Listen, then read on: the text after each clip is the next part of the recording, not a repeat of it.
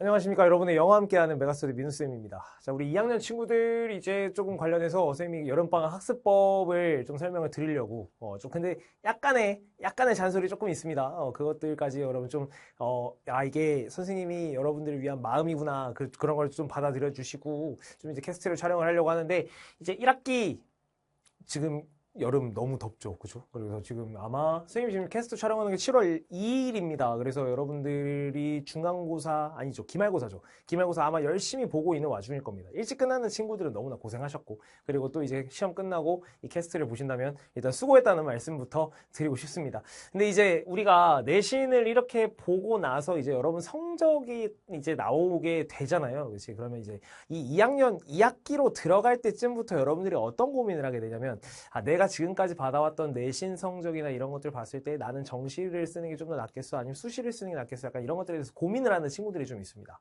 뭐 잘 해왔던 친구들, 내신에 대해서 좀 내가 많이 준비했고 그래서 내가 만족할 만한 성적을 거둬왔던 친구들은 당연히 계속해서 내신으로 좀 해서 수시로 가야지라는 생각을 좀 하겠지만 좀 1학년 때나 또는 2학년 1학기 때 이 과정에서 여러분들이 좀 좋지 않은 결과를 받으셔가지고 좀 내신 괜찮을까? 약간 이런 고민들에 이제 빠지게 되는 시기가 딱 2학년 1학기쯤인 것 같고 그러면서 2학년 1학기 끝나면서 2학년 2학기 들어갈 때 공부에 대한 약간 동기부여가 되게 많이 떨어지는 친구들이 좀 있어요.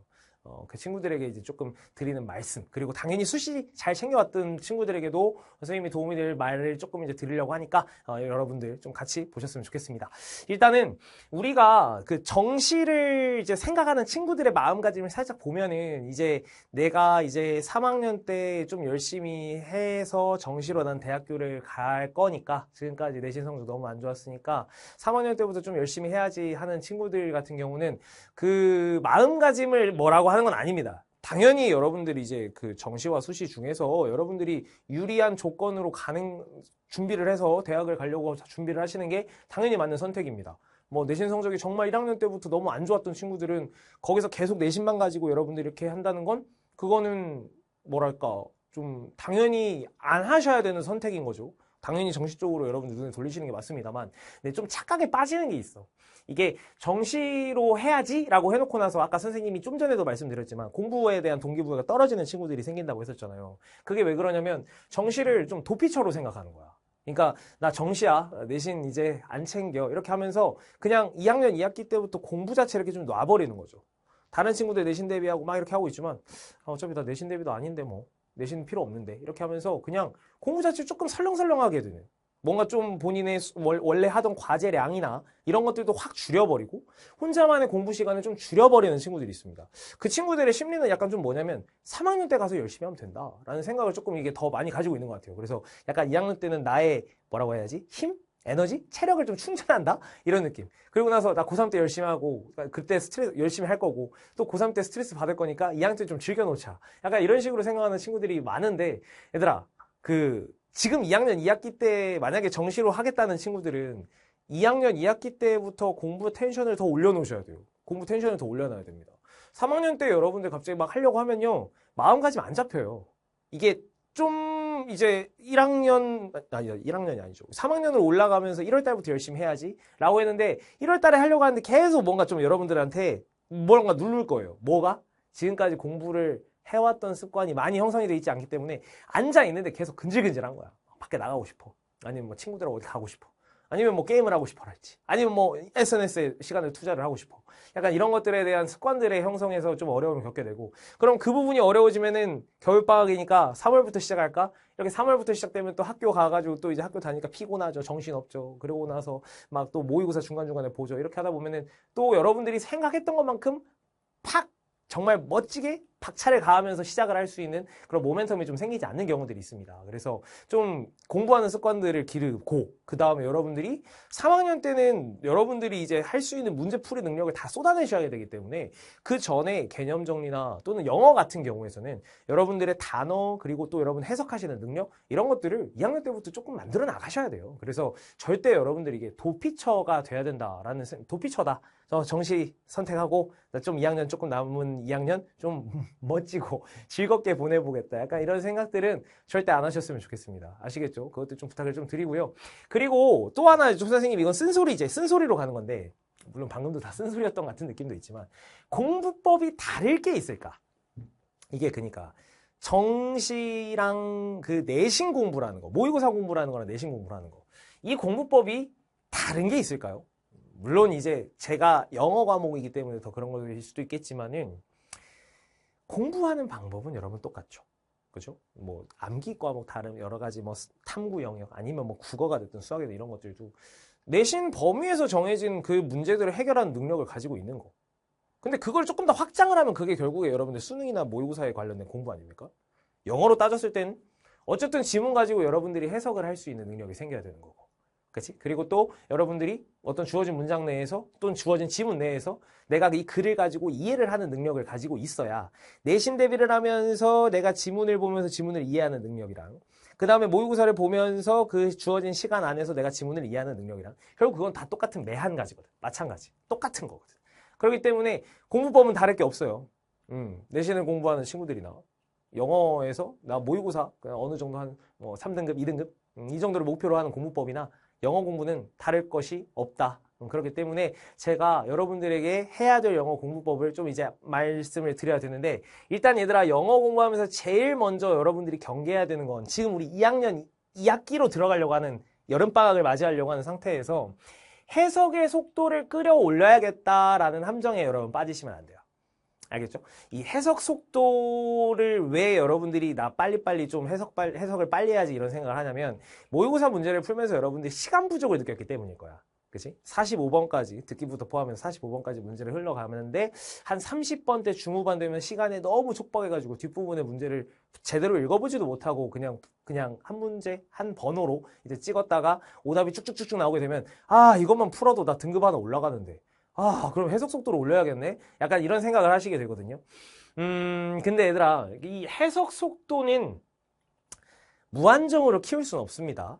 알겠죠? 이건 선생님이 수업 시간에도 또 캐스트 다른 것들 찍으면서도 여러 번 이야기했던 거지만 우리 해석 속도는 얘들아 인간이 눈이 이렇게 쭉 움직이면서 그 단어들을 인지하는 그 속도 이상으로 빨라질 수는 없어요.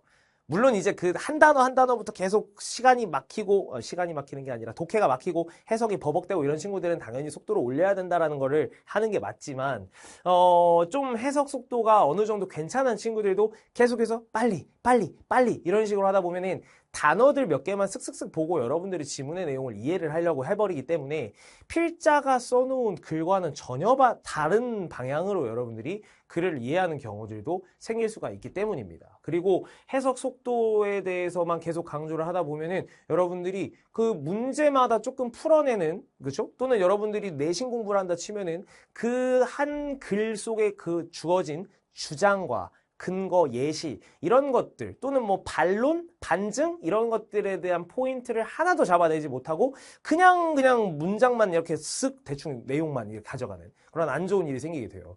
그렇게 되면은 내신 공부하는 친구들은 시험 문제를 풀러 시험장에 딱 들어가셨을 때 중간고사, 기말고사 보러 딱 들어가셨을 때 글을 내가 이해한 내용 가지고 주제문을 이렇게 찾아내는 문제, 객관식 문제를 풀려고 해도 잘 안 보일 거예요. 내가 생각한 이 글의 주제는 이건데 여기 왜 그런 보기가 없지? 보기가 있으면은 딱 그걸로 선택하고 넘어가면 되는데 계속해서 읽었던 글인데도 막히게 되는 경우가 생기게 되고요. 그리고 뭐 주제문을 완성을 해야 된다 또는 뭐 요약문을 내가 스스로 써내야 된다 할 때 막막한 거야.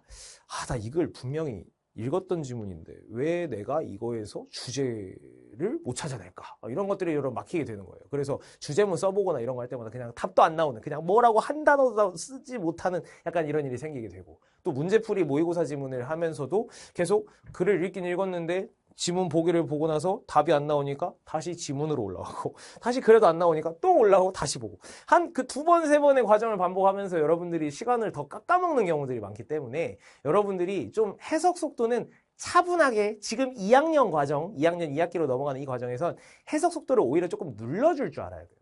눌러주면서 꼼꼼히 따져보면서 여러분들이 배웠던 문장 구조 하는 방법, 문장 구조 잡아내는 방법 모르고 있는 친구들은 선생님하고 하는 강좌, 구문독해 강좌 꼭 하시면서 선생님이랑 문장 해석하는 방법에 대해서 좀 익히시고 그리고 또 여러분들이 그 안에서 문장 구조를 잡아내면서 문법적으로 활용할 게 되게 많이 생긴단 말이야. 그래서 그런 것들도 넣어가면서 해석을 해보시는 지금은 해석 속도를 조금 눌러줘야 될 때입니다. 꼼꼼한 해석을 한 문장 한 문장에서 해낼 수 있어야 돼. 여러 문장 구조들 중에서 여러분들이 딱 해낼 수 있는 문장 구조가 뭐 1형식과 2형식 간단한 이런 것만 하는 게 아니라 3, 4, 5 그리고 거기에 수식어가 따라 붙은 것들도 꼼꼼하게 다 챙겨가면서 해석을 지금은 조금 해주시는 게, 그렇게 해서 문장을 정확하게 볼 수 있어야 나중에 그 다음에 능숙해지면은 해석 속도가 더 빨라지게 되는 거고, 그러면서 문단들에 대한 이해도 좀 펼쳐지고 이런 거니까 해석 속도는 빠르게 하는 게 능사가 아니다. 지금은 조금 해석을 눌러줘야 될 때다. 여러분들이 그거를 좀 제가 당부를 드리고 싶습니다. 아시겠죠?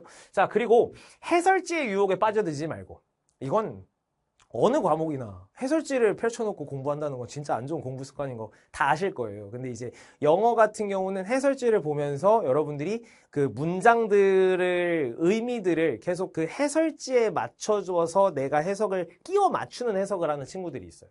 그렇게 하면서 문장들을 보고 이렇게 보면서 하게 되면은 나중에 가면 여러분들이 혼자서 해석할 수 있는 능력이 현저하게 떨어집니다.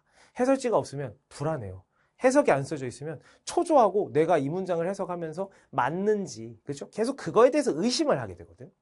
근데 여러분들 해설지하고 토시 하나 틀리지 않은 해석은 좋은 해석이 아니에요.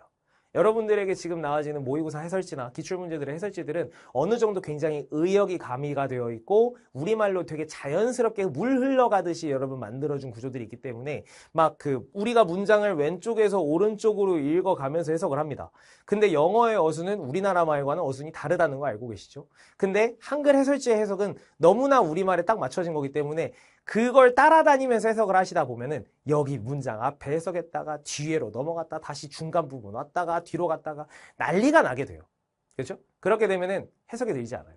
해석이 늘지 않습니다. 우리가 보는 이 한글 문장뿐만 아니라 영어 문장도 왼쪽에서부터 오른쪽으로 여러분들이 읽어 나가기 때문에 조금 말이 우리나라 말에서는 어색할 수 있더라도 여러분들께서 왼쪽부터 오른쪽으로 가는 그 해석이 차근차근 이루어지는 그 구조를 잡아 나가셔야 돼요.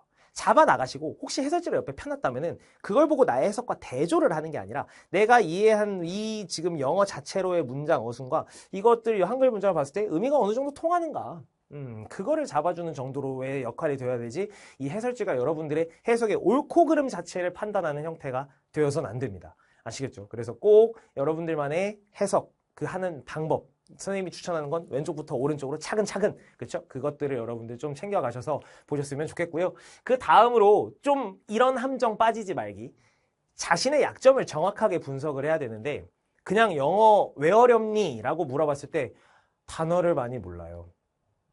또는 내신 준비하는 친구들 중에서 특히나 이런 말이 되게 많아요. 문법이 약해요. 문법 어떻게 할지 모르겠어요. 약간 이런 것들로 해서 좀 그냥 되게 흔한 핑계라고 해야 될까요? 영어를 힘들어하는 여러분들의 뭐 선배부터나 또 여러분 주변 친구들이 하는 푸념 같은 이런 거를 그냥 여러분도 똑같이 그냥 말할 필요는 없어요.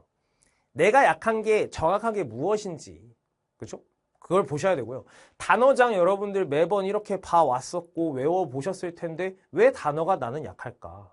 나 단어장 보면 단어 잘 외우는데 왜 문장만 보면 단어가 안 떠오를까? 이런 친구들은 단어장을 외우는 거는 연습을 진짜 많이 시간을 투자했지만 문장을 해석하는 건 투자를 안 해봤던 겁니다. 이제 문장 속에서 보면서 여러분들이 같이 이렇게 단어를 좀 봐버릇해야, 그래야 적용을 하면서 여러분들이 볼 수 있는데 그냥 단어만 외우면 장땡이야 라는 생각하면서 단어장만 계속 들고 사는데 그러면 그건 그냥 다 낱개의 단어들이죠. 그것들이 하나에 뭉쳐서 문장으로 만들어졌을 때 그때 여러분들이 이제 내가 보던 단어장하고는 다르게 문장들이 와 있으니까 거기서 적용을 못 시키는 거거든. 그러니까 조금 문장들을 아까 선생님이 처음에 말했던 당부부터 계속 연결되는 거지만 차분하게 천천히 해석 속도 눌러가면서 계속 적용해보고 단어 내가 외웠던 거 있었으면은 최대한 떠올리려고 고민해보고, 빨리 지금 할 필요 없어. 이 단어 뭐였지? 아, 이거 외웠던 것 같은데 계속해서 뭐였더라? 그리고 문맥도 보면서 이런 단어 뜻인가? 그리고 나서 또 대조해보고 이런 식으로 하면서 여러분들이 지금까지 외웠던 단어들을 써먹을 준비를 좀 해주시고요. 그 다음에 이제 문법이 약한 친구들, 문법 수업을 단 한 번도 안 들어본 친구는 없을 거예요. 지금 이 시점에 와서. 아닌가? 물론 이건 비약일 수 있겠지만 뭐 어떤 방법이 됐든 인강이 됐든 학원이 됐든 아니면 학교에서든지 수업에서든 여러 문법 수업을 안 들어본 친구는 없어요. 근데 왜 내가 문제를 풀 때 문장을 문법을 내가 적용을 못하냐, 배웠던 개념들을 왜 적용을 못하냐, 이거는 이것도 아까 앞에 있는 것과 똑같은 건데 문장의 그 어떤 요소들 주어가 뭐 여기까지 동사가 여기 있고 그 다음에 뭐 목적어 어떻게 되고 이 문장의 원리들을 한 번도 고민 안 해봤던 거야. 문장 구조가 여러분 고등학교 문장에서 안 잡혀 있으면 배웠던 문법 개념을 적용할 수가 없어요. 배웠던 문법 개념을 적용할 수가 없습니다. 동사가 여기 있고 바로 뒤에 목적어가 뭐 나와지고 그 다음에 보어가 나와져. 그러면 짧게 되니까 그건 여러분이 쫙 보고 한다고. 아, 사역 동사다. 뭐 동사 원형 써야겠다. 이런 걸 하지만 이제 우리는 수식어구들이 되게 많이 따라붙은 길어진 문장들을 보고 있는 상태이기 때문에 그냥 단순히 문법 규칙들을 내가 알고 있었던 것만으로는 끝나지 않아요. 여러분들이 문법 규칙을 적용을 하기 위해선 어느 정도 문장의 갈무리가 필요해요. 어디까지가 확실하게 수식어구인지, 그 다음에 수식어구가 끝나고 난 다음에 오는 성분이 지금 무엇인지 이거에 대한 정리가 돼야 됩니다. 되어야 돼요. 그렇지 않으면 여러분들의 문법 지식들은 다 그냥 지금 공중분해되는 거예요. 그냥 다 흩어져 있는 거지. 그래서 문제를 풀 때마다 잡아야 되는 포인트가 있고 거기에 적용을 시켜서 문법을 풀어야 되는데 그냥 감으로 해나가기 때문에 계속해서 문법을 수업을 듣고 들어도 늘지 않은 것 같은 함정에 빠져 있거든요. 문장 구조 잡는 것들, 그런 것들부터 계속 선생님이 말하는 거지만 지금은 천천히 문장들 차분하게 분석하시면서 접근을 하셔야 돼요. 그 분석하시는 능력이 조금씩 늘어날 때 그곳에 여러분들이 지금까지 배웠던 문법에 약간 한두 번이라도 들어봤던 개념들을 넣어서 우리가 문제를 풀어나갈 수가 있는 겁니다. 그래서 꼭 좀 부탁드립니다. 다른 친구들의 약점에 여러분들도 똑같을 거라고 생각하지 마시고요. 그 다음에 좀 PPT가 잘렸다. 이거 확대가 되어 있나 봐요. 선생님 이쪽에서 좀 쓸게. 뭘 쓸 거냐면 더 로봇. 그 다음에 여기서도 더가 잘렸네. The cake. 그렇지? 그래서 이렇게 선생님이 하나를 좀 가져왔는데 이것들을 보셨을 때 여러분들이 해석이 좀 정확히 되는지부터 먼저 한번 테스트를 한번 해보시겠습니까? The robot made by a doctor. 그렇죠? 여기서 닥터는 의사 선생님보다 박사가 좀 더 맞겠죠. The robot made by a doctor. 얘들아, 혹시 이 문장을 지금 봤을 때 해석이 됐다라고 해석을 하셨다면, 자, 두 번째 질문. 이 부분에서 얘들아, 여러분들이 한 해석이 문장입니까? 그러니까 문장이라는 건 주어 동사가 여러분 같이 끼어 있는 거죠. 주어 동사가 끼어 있습니까? 예를 들면 혹시 저 문장을 그 로봇은 그 박사에 의해서 만들어졌다라는 마침표 해석으로 나오셨습니까? 그렇다면 여러분 해석하는 방법 빨리 익혀야 돼요. 여기는 얘들아 문장이 아니에요. 여기 나와져 있는 made는 과거 동사가 아닌 과거 분사입니다. 수동태를 생각하셨다고요? 수동태는요, 여러분들 어렸을 때부터 많이 들어봤겠지만 그냥 pp가 아니라 비동사 더하기 pp입니다. 비동사와 같이 결합이 됐을 때 그때 여러분들 문장에 사용할 수 있는 동사가 되는 겁니다. 이거의 올바른 해석은 그냥 단순히 명사를 꾸며주는 doctor, 그 의사, 박사에 의해서 만들어진 로봇으로 해서 그냥 명사 덩어리로 끝났어야 돼요. 근데 만약 저 문장이 문장으로 해석이 됐다면 여러분들은 해석 속도 함정 빠져 있는 거고요. 그 다음에 여러분들이 지금 문장 구조 분석 안 되는 거예요. 이런 것들에 대해서 잡아낼 수 있는 능력들을 조금씩 키워야 됩니다. 키워드릴 수 있는 강좌는 얼마든지 준비되어 있어요. 아시겠죠? 그래서 이것도 확인하시고. 또 이런 문장. 길죠? 뭐 물론 이거는 모의고사 문장에 비하면 정말 아무것도 아닌 긴 문장이긴 하지만 짧은 문장인데 이 문장에서 The cake was made by the robot made by the doctor 해가지고 지금 막 made가 여러 번 나와 있죠? 이 중에서 여러분들 동사가 어디 있습니까? 혹시 동사는 지금까지 여러분들이 영어 문장을 해석할 때 해석이 어려울 때 보면 항상 뒤쪽에 있었으니까 여기를 동사로 해석을 하셨나요? 만약 그런 친구라면 빨리 해석 방법 누르고 해석 속도 누르고 빨리 차근차근 왼쪽부터 오른쪽으로 가시는 습관을 가지셔야 됩니다. 이 문장의 동사는 지금 여기서 이미 힌트를 드렸지만 여기 was made, 여기가 동사예요. 됐습니까? 케이크가 만들어졌다. 로봇에 의해서. 됐습니까? made by the doctor는 여기는 똑같이 다시 한번 동사가 아닌 로봇을 꾸며주는 거죠. 그 박사님에 의해서 만들어진 로봇에 의하여. 지금 이런 식으로 되어지는 문장이거든. 근데 여기서부터도 해석이 막혔다. 계속 당부드립니다. 해석 속도 누르시고요.